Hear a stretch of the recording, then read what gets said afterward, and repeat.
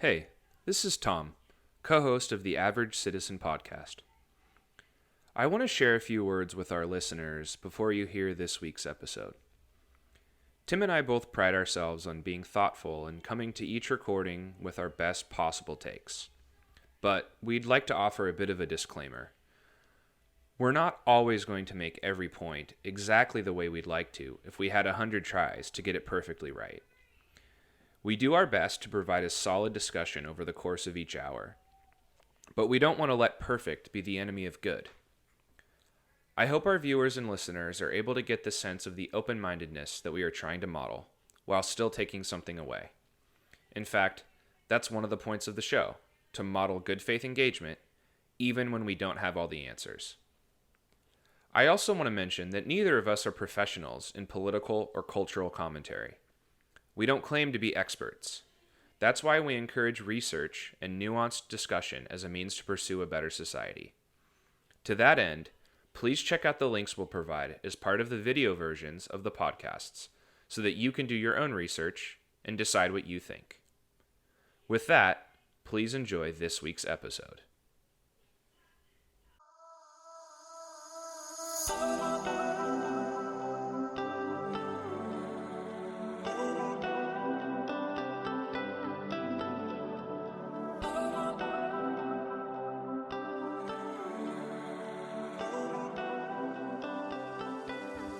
Welcome to episode 2 of the Average Citizen podcast. It's Tim Dowling and Tom Creighton, Timm and Tom, trying to break down some of society's most complex, maybe tense, maybe not that fun, maybe dense conversations, but we're going to make them fucking fun and you're going to like it. We're talking about capitalism and socialism today, which are honestly become buzzwords. I'm not sure that the average person could really adequately, the definitions themselves of both of those words are really not that clear. I guess if I were to surmise them, capitalism is private ownership and socialism is more public ownership. And that's probably an oversimplification. I mean, that is correct. And also, I think the problem you're pointing out is that is both textbook correct and also not very helpful. Yeah. Right. So it's that's what those mean. But you'd have to really get into what are we saying when we mean that, when we say those things. So I did some research and I'm just going to start calling myself a history minor, which is not technically true. I was 2 credits away from minoring in history, but I fucking love history and I read Wikipedia all the time and it helps me understand the world. How did we get here? And I think, again, to kind of tie in maybe episode 1 and some of the themes with today's just public discourse, it is this conspiratorial thinking that there is a puppet master. It's the patriarchy. It's the Republicans. It's whoever it might be. There's some kind of big bad guy who's orchestrating our society the way that it is. And I think there is some truth to that. But however, I think most things, and generally speaking, are because that's how we are born into this world. And that's just the way that humans have kind of configured themselves. And here we are. And there's not really a huge intention behind it. And so when I was doing my research about the economy and capitalism and socialism, and I read Karl Marx. I don't know how many people who claim to be socialists nowadays have actually read Karl Marx. I certainly hadn't until this one. And I just realized from reading him just how fluid these terms are. But you, sir, have a couple scientific degrees in economics, I should say. So even though I'm a bit more of a philosopher around these kind of things, perhaps you're a bit more of a scientist? You could say that. I think when we've talked about this before, and I appreciate you pumping me up here. Give the people your credentials. So I have a background in economics. I got a bachelor's degree, a BS in economics sciences with an emphasis in public policy from Washington State University. Go Cougs. And I also got by the way, a Bachelor of Arts in Journalism, broadcast journalism. So I do actually have a bit of an angle of. So this whole episode is just on a tee for you. Yeah, it's just right there for me. It's like the softball toss, right? And then I also went to grad school, University of Wyoming, go Pokes, got a Master of Science in Economics and Finance. So I, for what it's worth, I do have a bit of some decent bona fides in this topic. Yeah. And that's going to be super helpful, because I think the framing for this whole episode is people are looking around at the world and they're like, holy shit, how could we be so rich as a nation? How could we have so many billionaires and yet we have such like poor areas and people don't have enough to eat, and we see homeless on the streets? Like, just the juxtaposition. If you drive through downtown Seattle and you've got Amazon, you got Microsoft, Bill Gates is living on the island over there, and yet all along I-5 is tent city and drug addiction. And so we see these ailments in society. And we've also, I think, grown up in like a very like capitalist culture with like a lot of consumer culture as well. And I think those who are this younger generation into America, myself included, and you, like, are pushing back against that. And capitalism itself, the system itself, is the scapegoat. But capitalism is not this. What I've learned is it's naturally occurring. In fact, a lot of economic systems were naturally occurring. I would say there's even some examples of socialism, depending on the loose term of it, as naturally occurring as well. So it's not like the government came in and was like, hey, we're a capitalist nation and that's the way it is. And so now people are like, we just got to elect a bunch of AOCs and Bernie Sanders to implement socialism. That's not at all how economies operate. And in fact, when you do see a government, an authoritarian government, left or right, come in and implement some kind of economic system, it fucking is terrible and fails, whether that's, one or the other. So economies are naturally occurring. Adam Smith, the kind of the godfather of capitalism in a way, was observing these bubbles of capitalism, observing some of the hunter-gatherer in Native American tribes, and wrote Wealth of Nations, which is often credited as like the big explainer of capitalism. What do you think of Adam Smith? You love this guy, right? Wrong? Well, I mean, sure, I could say that I think that I don't think it's unfair to treat him as a foundational figurehead in modern economics, because the evidence is pretty clear that whether or not you agree with all of the outcomes, capitalism has ended up being implemented as the primary form of economic structure in essentially the entire developed world. And it has led, I don't come with like encyclopedias of references off the top of my head, but the data is pretty clear that human progress has been made astronomically in thanks to setting up our societies to incentivize private ownership, ingenuity, the profit motive. And we should talk about what the profit motive actually means. It's not greed. Greed is a human component that can play in to a capitalist system where if the structure is not solid, then greed can actually win out. That's maybe something we can talk about. Okay. But Adam Smith observed that if the powers that be allow certain conditions to take place, you can create a better society, a more affluent society. So in a prior discussion you and I have had, I talked about a quote that he wrote in his book, in The Wealth of Nations, actually in the introduction. And I'm just going to paraphrase it. But he basically, in his introduction explaining why he's writing this book, he compares the fact that in the this is not politically correct term, but he uses the term like the savages, You can which is just say just the the idea native, of like the native tribes. You don't have to repeat the that word.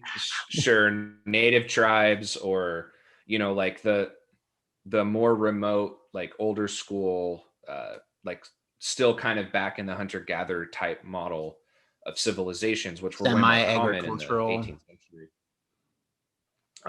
Yeah, I mean, in many cases, not even agricultural, still very much like hunter-gatherer. They fish, they hunt, they Yeah. go look for food. Which a lot of people I think are like, that was the life. I mean, hunter gatherers, they didn't work that much. They could feed and survive on it. And they were just one with the land. They didn't pollute the land. No one was exploited.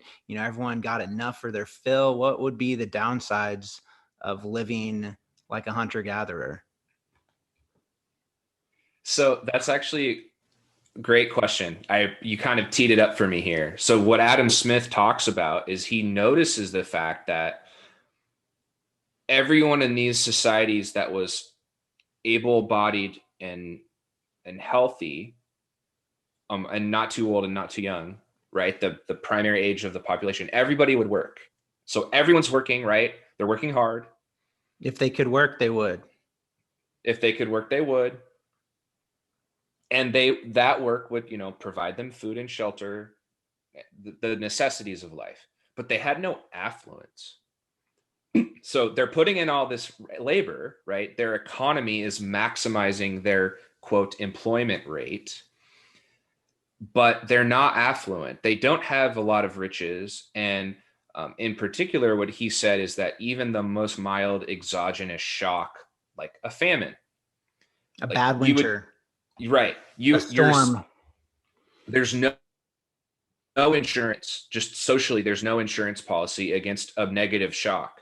So he noticed how even They though have this no society savings. seems to be They putting got its no savings, right? yes, Are we that's hitting a fair, delay here? right? That's fair to maybe we Feedback, are. maybe. I'm not sure. Okay, never mind. Sorry to interject, but Sorry if add some I'm color to your commentary here. yeah, that's fine. So he basically points out how compare that to these affluent European societies. Everyone's also working. In fact, in these more affluent societies, you oftentimes have less people working because the society can kind of absorb an element of like some people just don't work very much, even if they necessarily could work more. Yeah. But there's this level of affluence that's available to everyone. And then he talks specifically about these societies. It's the case that he uses the quote, the most hardworking and industrious, like simple workman can work his way into such lavishness that's unthinkable to the hunter-gatherer person that's working, quote, just as hard. But that hunter-gatherer society person is not getting the same bang for their buck as the labor that this, like humble workman is putting in these more affluent societies. So he basically is saying there's obviously something to the way we structure our economy that leads to more affluence. And those are where his conditions of capitalism they get more formalized. And remember, what he was looking at is he was comparing feudalism, which was the common intra-nation structure at the time, which for those listeners who don't know, feudalism is essentially a model where there's the royalty and then there's lords that have domain over a certain part of the territory. And the lords essentially assign, serfs a plot of land. The serfs work the land. They pay the lord an astronomical tax. They essentially get to keep what they need for their own survival. And in exchange, the lord provides them defense against like an invader from another country or things of that nature. Yeah. But the serf doesn't really have a lot of freedom in that model. That's Certainly kind of their no only mobility. There's a cap on their income, a cap on their, a lifestyle or savings, perhaps. Whereas in a capitalist society, I mean, everyone can kind of has the chance of becoming their own king, right? Yes. But, and this is where I think people that criticize today's circumstances might be like, well, wait a second, not everybody has the same opportunity. And yeah, that's the point, right? Is that there's an underpinning that's required. Certain social conditions have to be met. And then Smith starts to recognize, like, okay, if we can build a society where the government provides a few basic set of services, and he calls these out. So for anyone who thinks that Adam Smith was like this anarcho-capitalist who was like, no government, that's actually not true. He lays a very clear foundation. Government should provide education. Government should provide national defense. Government should have well-funded court systems and just laws and defend every person. You mean to tell me that these mainstream Tea Party Republicans, it just seems like there's always that anything the government does dies. They're like, free market reigns.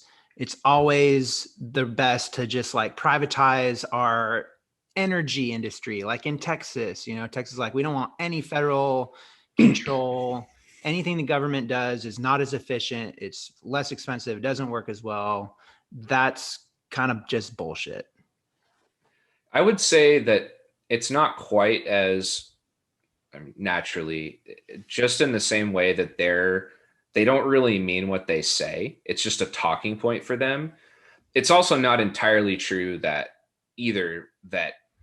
they're wrong. And that's what's hard about it. Like, there are inefficiencies in the way that the government operates that you have to work through if you want the government to be involved in a certain sector.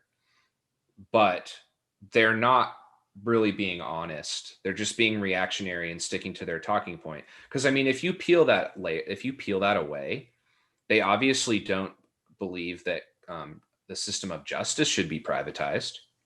Like, they don't think courts should be entirely held in private hands.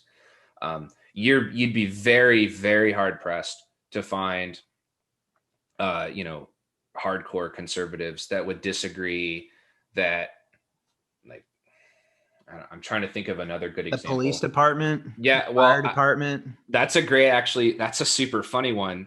For somehow the left and the right have switched on police. So there's people on the left that seem to be advocating for like private policing. Like, we don't want any police. Really weird. But obviously the right is typically very anti-public union, but they love the police union. So that's a kind of a weird one. Anyway, the point is to say, I'm agreeing with you in spirit that the reactionary right-wing take of capitalism is king isn't useful. That's really my biggest beef with it. It's not useful. The same way it's not useful to just cry socialism when someone's like, hey, maybe we should publicly run utility companies. Yeah. There's a good faith discussion to be had there. And that is what's missing in our politics. So that's good. I think we kind of covered, at least at a high level, we've introduced capitalism. So we can try to introduce socialism now. And again, very similar to capitalism, but probably even more so. The definition itself is pretty wide ranging. And in fact, I think it's probably best to play this short clip from the David Pakman show. David Pakman is a YouTuber, social democrat, podcaster himself. He covers a lot of news, but he did a pretty good job of describing socialism. So the whole video is called Socialism Has Never Worked. It's 19 minutes long. I'm just going to play the first 3 or 4 minutes.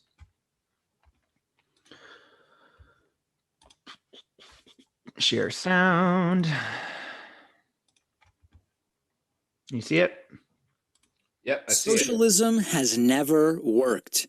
It's become a truism repeated by right-wingers and people who just don't know much about political theory. It could be something someone tries to say when you tell them you voted for Bernie Sanders. Psh, Bernie Sanders, don't you know that socialism has never worked? Many don't know much about the history of socialism or even really understand what socialism actually is. They hear the word socialism and they think of authoritarian regimes like the Soviet Union or North Korea, Or even worse, they might say, hey, socialism doesn't work when they're having a conversation about someone like Barack Obama, implying that Obama is himself a socialist. Now, it should go without saying that Obama is not a socialist, but this actually has to be explained to some people. This is true regardless of whether you are for or against socialism or communism or capitalism or social democracy. I am not a socialist, but I can only understand that if I actually know what socialism is. So let's begin there. Defined by a textbook, socialism is the collective ownership of a society's means of production. Means of production could be non-human resources used to produce things of economic value like real estate or farmland, natural resources, equipment, buildings, infrastructure, roads, and collective ownership of these things, meaning workers or the public own them. Some define socialism as a system by which social equality can be achieved. In this broader way of thinking about it, socialism could mean any kind of socialistic philosophies or attitudes or tendencies, or a system that combines orthodox socialist practices with other constructs like capitalism. For instance, you could say that some Scandinavian countries are socialistic by modern standards, not because they have a system where the government or workers own everything, but because they have a system where there's a relatively greater amount of intervention by democratic government to protect socialistic ideals like egalitarianism, civil rights, equal education, environmentalism, and the prevention of abuse by actors in the free market. These are capitalist societies, and they're definitely not realizations of socialism as defined in a political science glossary. I'm nodding along to that manifestations comment. of socialistic inclinations, especially when compared to what goes on in many other developed countries. Socialism is an extremely broad umbrella term to describe a wide range of political, social, and economic systems, movements, and ideas. Let's explore where socialism comes from. So that was just kind of the takeaway of that clip, is that socialism can describe a variety of things. The fact of the matter is that when it has been implemented or attempted to be implemented, it's been from an authoritarian like regime, like he had mentioned, Stalin. Can I even enhance what you're saying there? Because Yeah. I 100% agree with you. The point is that when you attempt to implement a top-down, heavy-handed central planning apparatus at the federal level, the only possible way to do that is through a totalitarian regime.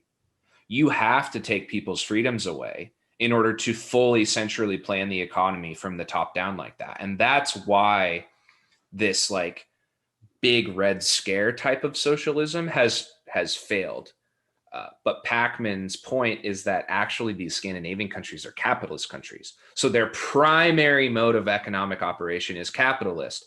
And that's actually a lesson I would hope that people with a socialist inkling might take away, is that when Bernie Sanders talks about how he's a democratic socialist and he wants to be like Scandinavia, that just isn't a socialist model. That's a capitalist model that has a very robust social democratic public platform. Yeah, I do want to, it's just getting back to kind of clearing up definitions, because a lot of people, not getting back to it, that's what we're talking about, but a lot of people, talk about Karl Marx, or especially the Red Scare, they want to talk about Karl Marx. So I want to share some of, the reading that I did and what I kind of took away from it. So Karl Marx came around in the early to mid 1800s, and he was writing about capitalism kind of during its heyday and while it was really taking off. And so I think that's why it was popular nowadays, because at the time he was ridiculed and he had to be freaking sent to England. They didn't like him in Germany or in Central Europe, but he's kind of like a alt cult hero in a way to a lot of these self-described socialists, because I think he was predicting in the future.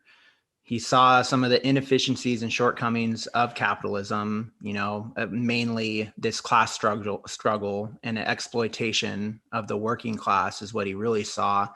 And so he kind of predicted sometime in the future, we're going to reach a point in this class struggle where the workers are going to be so exploited that they're going to have no choice but to have a revolution and take over the means of production. So people took his, philosophy really and like prediction. It's pretty loosey-goosey in my opinion, because he doesn't even lay out like a pragmatic plan for how to implement collective ownership other than this like chaotic revolution. And it'll kind of he kind of leaves it up for the revolutionaries of the future to figure out what that looks like. But I do think it's interesting because from a philosophical perspective, because I think a lot of people, again, look around at our society nowadays and they see the extreme wealth inequality. They see the inefficiencies of capitalism. And I mean, I'm just thinking about the recent storm in Texas, and they, have super deregulated or privatized energy stuff. We see our healthcare system and all the private insurance companies trying to dictate healthcare.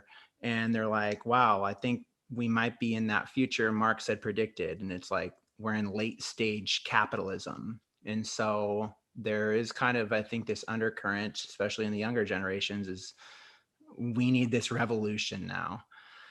And that is not going to work because ultimately you still like capitalism. I mean, you want capitalism. I think if people are, it's funny, the irony is people are probably tweeting about a socialist revolution from their iPhone, right? That's kind of the irony. It's like the meme. That's one of the memes. Yeah. And so I think hopefully there's enough wisdom in those movements or enough wisdom in the general public to really know.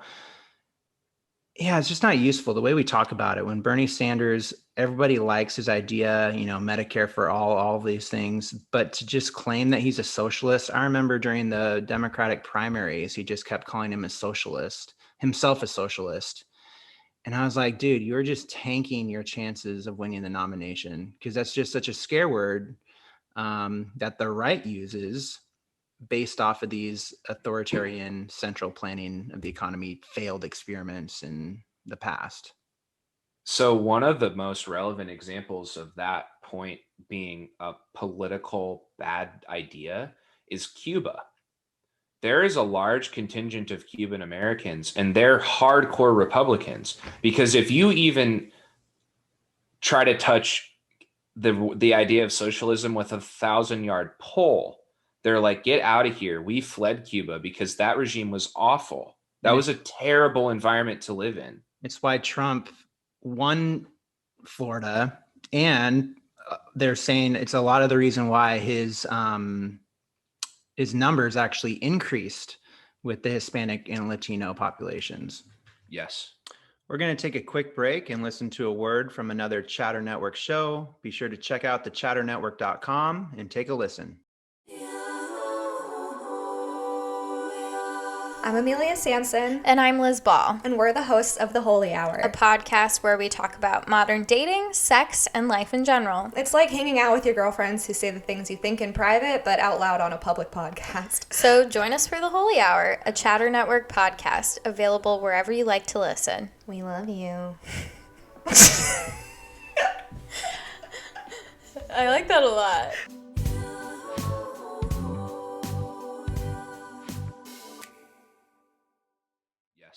That's right. And so if you're making a political point that it's just pragmatically a bad idea, I would wholeheartedly agree with you. I think Democrats would do really well, and maybe we're derailing and turning this into politics, but I'll just make this one point that I think Democrats would do really well to be constantly reminding people that we believe in a capitalist framework. But what we're proposing is taking example from some of our European, colleagues, and implementing things like stronger involvement of the federal government in environmental policy because of our concerns with climate change, a more centrally managed insurance system for healthcare, and a couple of these other very big platforms that are just the government doing some things. not the government doing everything. Well, this is the trick, and this is why I think it's a bit of a pickle for Democrats, because on the one hand, the problems I think that people see, especially, the younger generations, myself included, have so much urgency. They see, it's not like obviously climate change is being the most urgent, I think, to a lot of young people. And a lot of that they see as, wow, this is the greed of the capitalist system because of fossil fuels, or deregulating agriculture.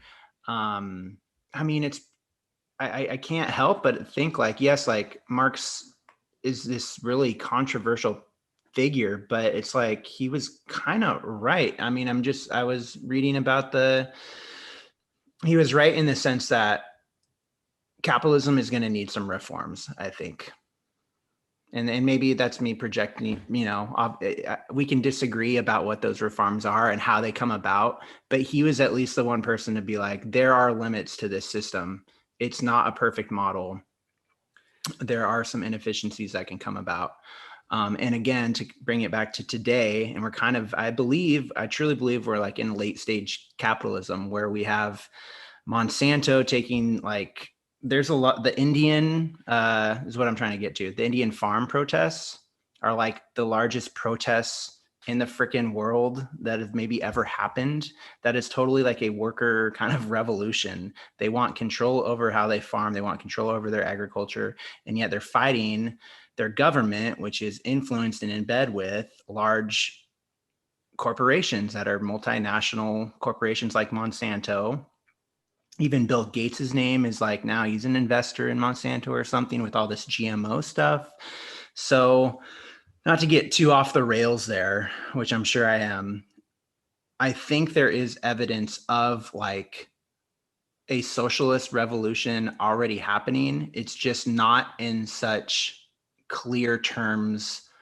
I think another example, maybe a less turbulent example, is that we do see other companies who are very rich, other large corporations, really expanding their employment base. So they're employing more people and they're offering their employees stock options. That is kind of a socialist policy, right? Is you work for us and we're going to give you stock in this company. So now you are part owner.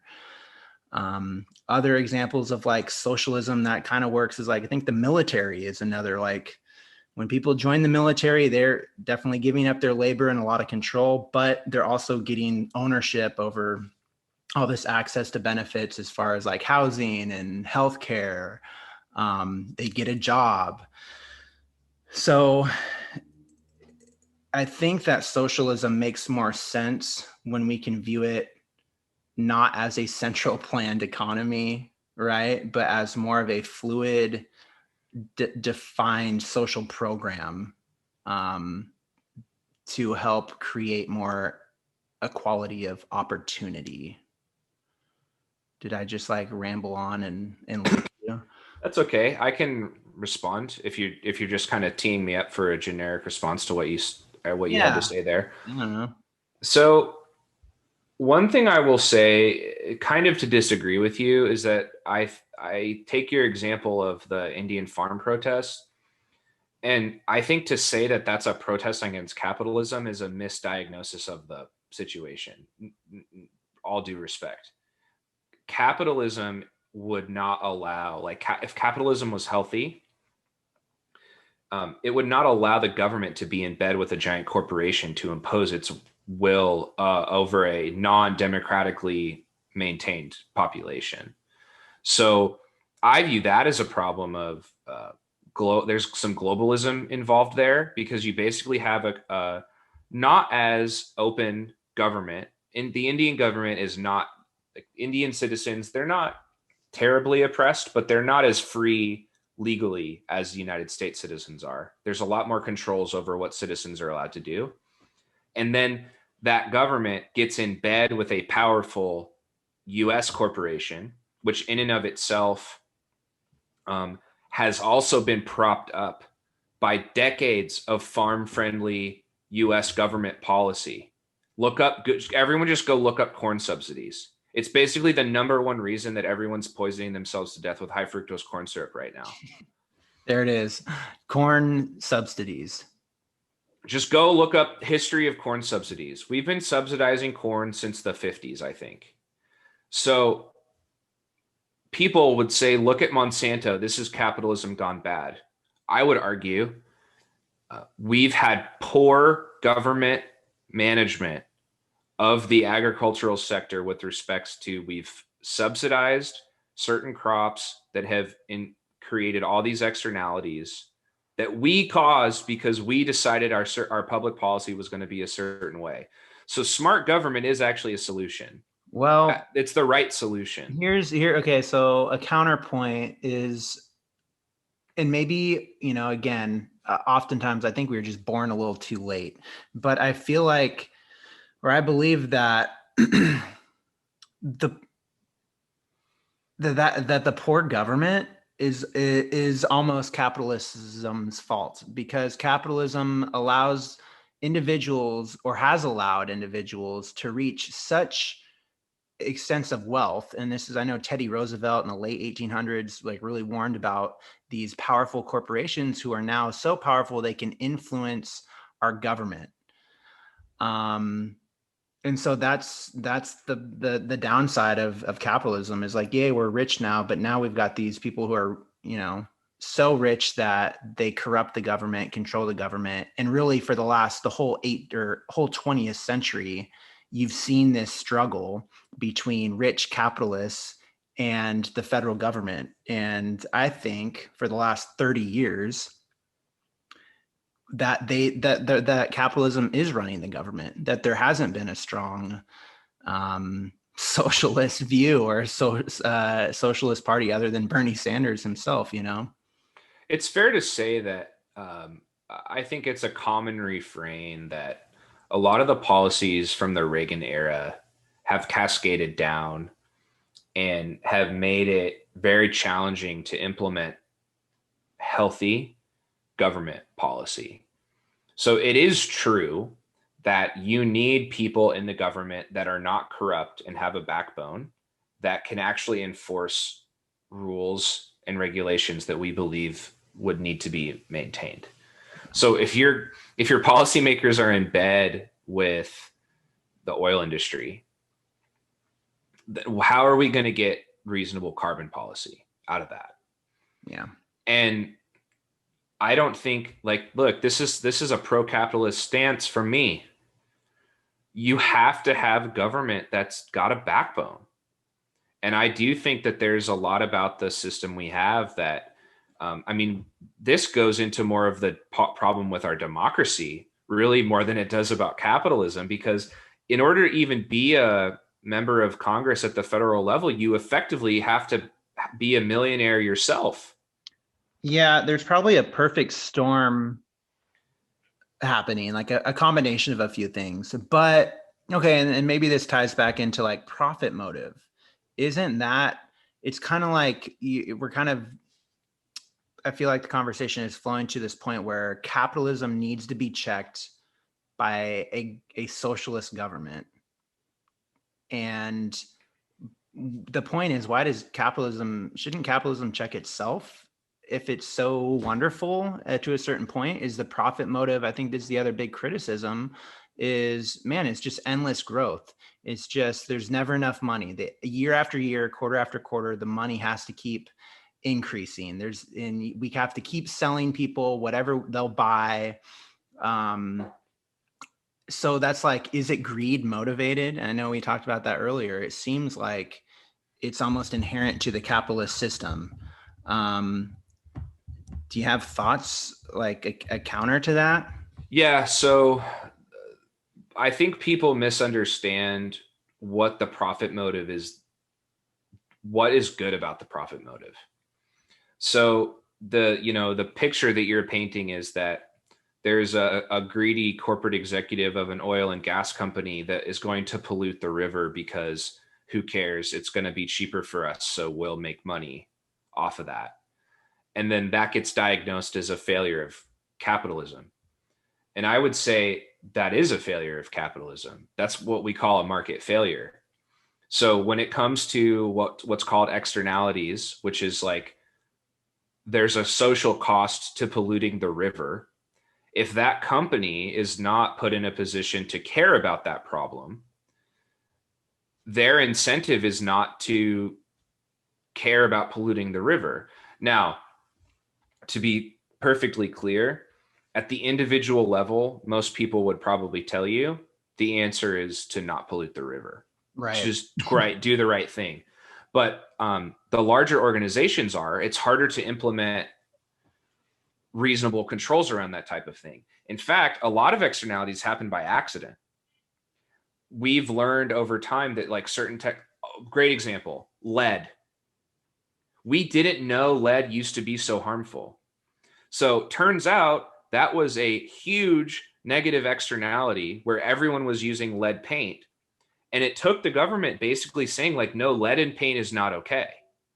And it wasn't like any particular capitalist that was using lead paint before was like, oh, screw it, we're just going to use lead paint. They didn't even know. Yeah. And so it took all this time to develop a common understanding that lead paint was bad, and the government had to work with people to phase out lead paint. That's a success story of the hybrid model. Yeah. Yeah. The only thing that comes to mind is like all the fossil fuel, a lot of the fossil fuel companies who had been doing the research since the 60s and 70s around the environmental impacts, and then hid that research to continue that's corruption. business. That's corruption. So I mean, and again, I'm not in favor of a government centralized economy. I think that capitalism is the best system we've got, but we can't throw out, the term is can't throw the baby out with the bathwater. And a lot of these criticisms and scapegoating of capitalism is similar to a lot of the criticisms of like cryptocurrency, or like where it's like you want to blame like Bitcoin for being like for money laundering. But really the issue here is, why are you money laundering? So it's not that capitalism makes people greedy. People are greedy. That's in human nature. And no matter what economic system that we employ, greed is going to come up and corruption is going to come up. I actually want to, I didn't quite make the point that I wanted to make earlier too. Okay. This is an extension of what you just said about the idea of greed. So we can think about greed in two ways.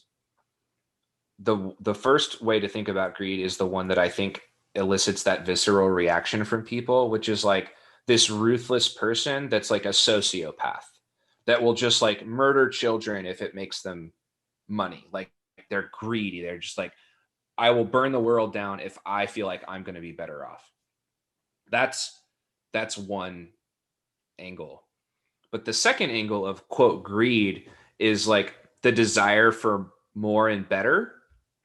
And it's like, maybe you wouldn't want to call that greed. Maybe greed's too negative of a connotation, but this like drive that I don't think everyone has, but a lot of people have, to just aspire for more.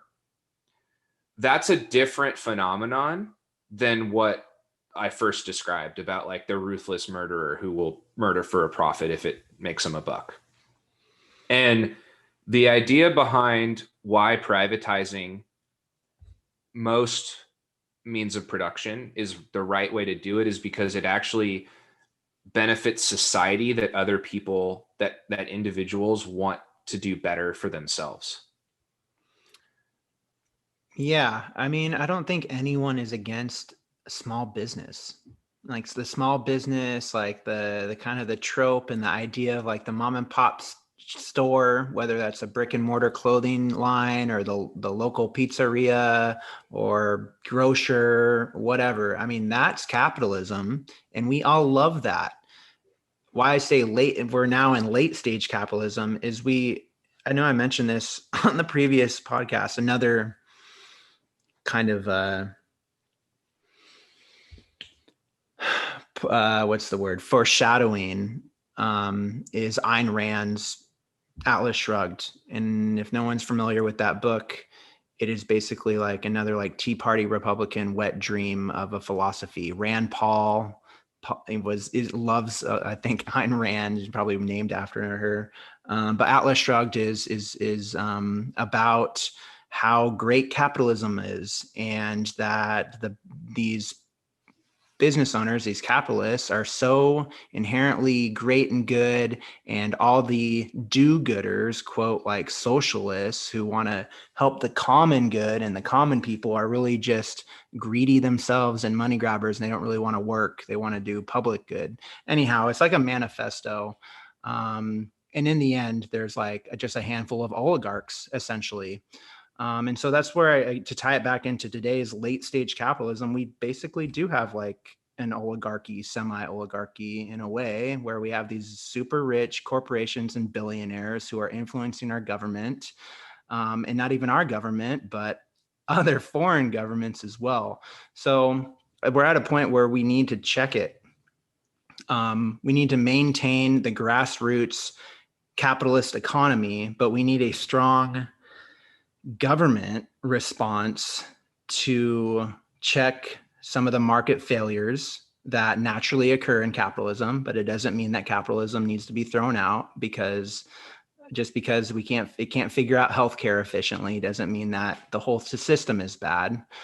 And so that's kind of where we're at. I don't know. I think people are woke to that, even on both sides, as far as there's an anti-establishment and an anti-rich sentiment.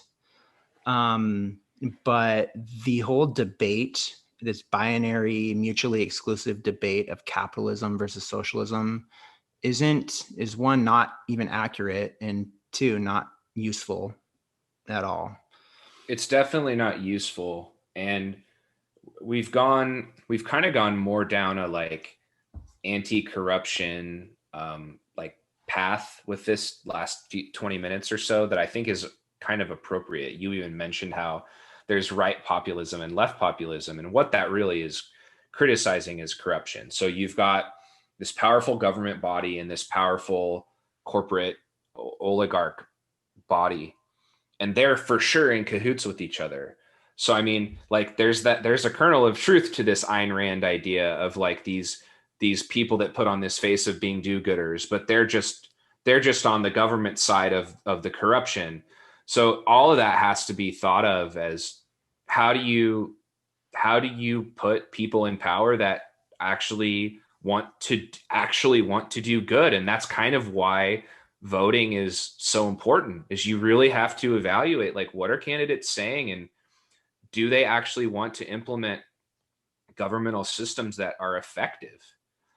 And that I think that's more of what the conversation should be about, rather than this like you said, capitalism versus socialism fight. It just isn't instructive at all. And as someone who has the economics background and understands what capitalism is, it is frustrating to hear things like profit is bad. Right. It's just not true. Profit serves a purpose. What you're mad about is this level of wealth inequality and corruption. And wealth inequality is a function of a ton of things. Right. And those are those conversations we need to be having, not like, oh, boo capitalism, oh, boo socialism. Yeah. I mean, it's just another symptom of, I mean, I'm so glad we did social media in the first episode, because I think everything kind of becomes a symptom of that root lack of education and public discourse. And we've got this extremism kind of popping up on both sides, obviously more so on the right, in my opinion. But what do you think? I think I might play this clip by Noam Chomsky about, he was asked, is capitalism and democracy compatible? So let's play this clip real quick. He's an old guy, so it might not be the best to listen to, but he's really like he's obviously a controversial and influential figure. Yeah. He's a American intellectual and fairly popular with the lefties. Okay, I want to share my screen.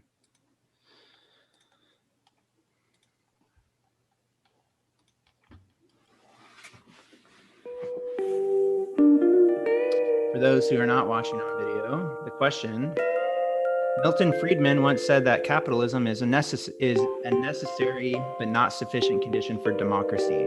What is your take on the relationship between capitalism and democracy? First what we mean by capitalism and what we mean by democracy. If we mean by democracy that citizens have a equal share in participating in determining decisions that affect the society, then capitalism in any form is inconsistent with democracy, because it radically, in most forms, I should say, there is a form of capitalism which could be consistent with democracy. It's the kind that Adam Smith advocated. Adam Smith was in favor of equality of outcome. In fact, one of his main arguments for markets is that under conditions of pure liberty, they will lead to equality. It's not a good argument, but that was the argument. If that could happen, which it can't, then you could say, yes, possibly it's consistent with democracy. Otherwise, capitalism is any form of really existing capitalism, or that's likely to exist, will have sharp inequalities. It's based on hierarchy, domination, production for profit, not need, accumulation of capital, deprivation of others, subordination of people who have to sell their labor in order to survive. And of course, that's going to translate automatically into any political arrangement, which will yield one or another form of plutocracy. We happen to have a pretty extreme form right now. So I know you probably have some some qualms with that. He kind of really puts down capitalism, but I think he makes a succinct point that I was trying to make is like, isn't that inevitable that the capitalists would just get rich enough that they will exert control over the government? So that's actually a really, I think, a very poignant place to put in what the theoretical, how things are supposed to work in theory. And it actually does speak to what profit motive is supposed to be. So what profit motive is supposed to be is a signal to people of good industriousness and skill that this particular industry is profitable. This works. People want to buy this shit. So what a lot of people think about when they think about this person that's become like egregiously powerful is they're describing a monopoly. So if there's someone who's the only producer of something and they have means to make sure that that remains true, yeah, that's a recipe for disaster. Monopoly is one of the potential market failures. If you have a monopoly that is actually a monopoly, they are the only person that can produce a good or service, and that good or service is at least is sufficiently important so as to be a profitable venture, but that no one else can come in and compete with this monopolist, that's a huge problem. And what I think Chomsky is talking about, which I will say I agree with, is that if the inequality becomes extreme enough, yes, that does translate to power at the federal level. Now, where I disagree with him is that that there's he kind of views it as, you say it's inevitable. He seems to be saying that it's inevitable. Where I would say that that's not true is that if you establish the right conditions up front, you can avoid that from ever happening. So like Monopoly is probably the number one example. The big fear, right, of these big corporations is that they're so powerful and big that they can just eat up any competitor. Yep. Because if you think about it, as long as there's competitors, and I don't like that he talks about like domination, because it's like you want people to try and be the most efficient person. That's better for society, to provide a good or service at the most efficient price. But if there's, as long as there's competition to ensure that there's that check and balance, you're fine. The problem is they get so wealthy, and this is where the government comes in. The government needs to have these checks and balances too. Okay, we want to encourage ingenuity and innovation and profit, but there's a line. And the question is like, what's the line? What are the circumstances that we need to be looking for to decide this has gone off the rails and needs to be controlled differently? Yeah, I just think I look around, and a lot of people look around and they go, we passed the line like a couple decades ago. So I would say that that's not true, though, to be totally honest.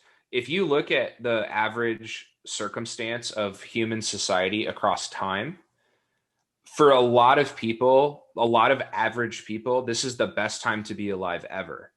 Now, what we True. see is these stark inequalities. So relatively, in wealthy society like the US, for there to be such relative inequality is what I think people are pointing to. But I mean, the even lower class members of the United States have access to food, shelter, clothing, a car or two, a television or two. Yeah, globally, I mean, I don't have an inkling of what true poverty looks like. Oh, I do. Go to India, If you make $30,000 a year or more, if you're worth that annual income, you're in the top 1% of the world. The world. Yeah.